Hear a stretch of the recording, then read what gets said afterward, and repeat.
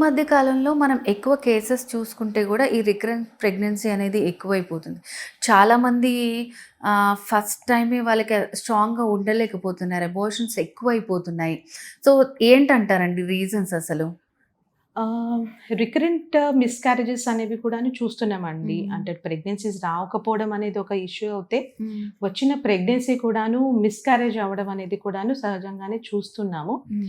And చాలా మటుకేంటంటే ఒకసారి first time pregnancy వచ్చి మిస్‌క్యారేజ్ అయిన తర్వాత సెకండ్ టైమ్ ప్రెగ్నెన్సీ కంటిన్యూ అవ్వకుండా మిస్‌క్యారేజ్ అవ్వడం chances like it will be less. హుహు. బట్ రిపీటెడ్‌గా అంటే ఒక ట్వైస్ అండ్ థ్రైస్ హ్మ్. అలాగే కంటిన్యూయస్‌గా రిపీటెడ్‌గా మిస్‌క్యారేజ్ అవుతున్నాయంటే హ్మ్. It is the time that we need to evaluate. So, అంటే ఓకే. ఎక్కడో ఇష్యూ ఉంది అని అర్థం. సో, హ్మ్. దానికి సంబంధించి మనము డీటెయిల్ హిస్టరీ అనేది తీసుకోవాల్సుంటుంది. ఫస్ట్ హ్మ్.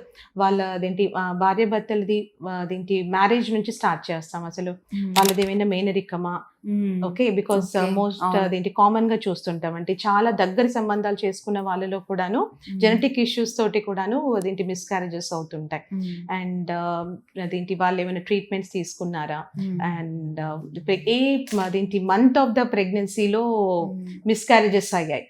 అంటే ఫస్ట్ 3 మంత్స్‌లో మిస్‌క్యారేజెస్ అయ్యాయా? లేకపోతే థర్డ్ మంత్ తర్వాత అవుతోందా? లేకపోతే సెవెంత్ మంత్ తర్వాత అంటే నియర్ అబౌట్ ద టర్మ్ అంటాం. అంటే హ్మ్. డెలివరీ కన్నా ముందు అలాంటివి అవుతున్నాయా అనేది కూడా చూసుకోవాలి.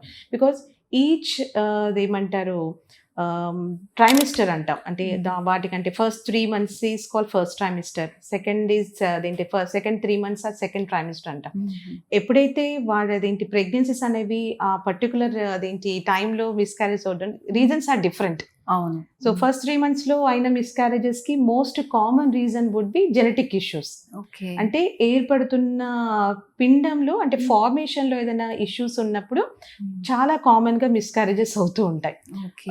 Like the embryo can't survive to a longer extent. హుహు. ప్రెగ్నెన్సీ వస్తుంది, పాజిటివ్ చూస్తారు, స్కాన్ వరకు వెళ్తారు. బట్ ఆ స్కాన్‌లో హ్మ్. ఎంప్టీ సాక్ కనిపించడం కానివ్వండి, లేకపోతే హార్ట్ బీట్స్ హ్మ్. రాలేదు అని చెప్పడం ఇలాంటివి ఎక్కువగా చూస్తూ ఉంటాం. హ్మ్. అండ్ దీనికి గల చాలా most common reason would be hmm. Genetic issues. అంటే క్రోమోజోమల్ అబ్నార్మాలిటీ అంటాం. అంటే బేబీ హుహు. ఫార్మేషన్‌లోనే ప్రాబ్లమ్ ఉంటుంది. ఓకే. So, okay. అలాంటప్పుడు మనము ఇవాల్యుయేషన్ కూడాను ఆ విధంగానే చేస్తాం.